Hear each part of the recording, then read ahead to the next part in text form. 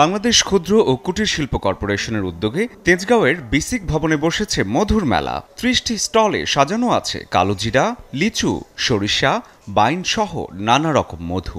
দেশের বিভিন্ন জেলা থেকে আসা মৌ চাষিরা এনেছেন তাদের সংগ্রহ করা মধু। ক্ষুদ্র কুটির শিল্পের আওতাধীন নিবন্ধনকৃত প্রান্তিক মৌচাষী যারা মাঠ পর্যায়ে মধু সংগ্রহ করে, এমন ৩০ জন পার্টিসিপেন্ট এই মেলায় অংশগ্রহণ করেছে।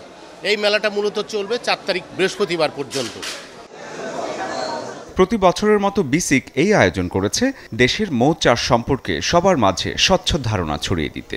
এই উৎপাদিত মধু প্রক্রিয়াজাতকরণ করা, মান নির্ণয় করা এবং মধু যে বাজারজাতকরণের জন্য যে আমাদের এই কার্যক্রম, তারই একটি অংশ আজকে আপনারা দেখছেন। মধুর রং, স্বাদ আর ঘনত্বের ভিন্নতায় হয় দামের পার্থক্য।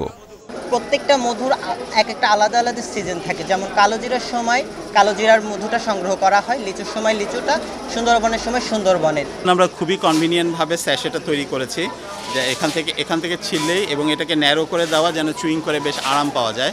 সুন্দরবনের যে বাইন ফুল হয়, সেই বাইন ফুলের মধুটা আমাদের কাছে আছে।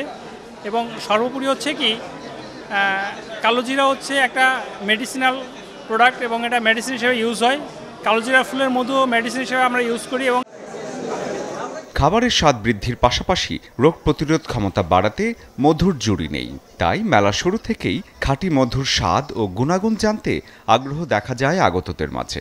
মধুর মেলা তো সচরাচর পাওয়া যায় না, তো হঠাৎ করে এরকম মেলা আয়োজন করাতে আমরাও মধু কিনতে পারতেছি।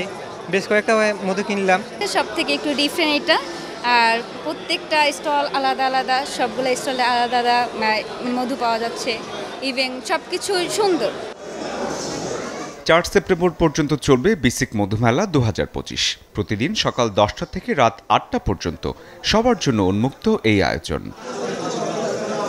শরীফুল হক, চ্যানেল 24, ঢাকা।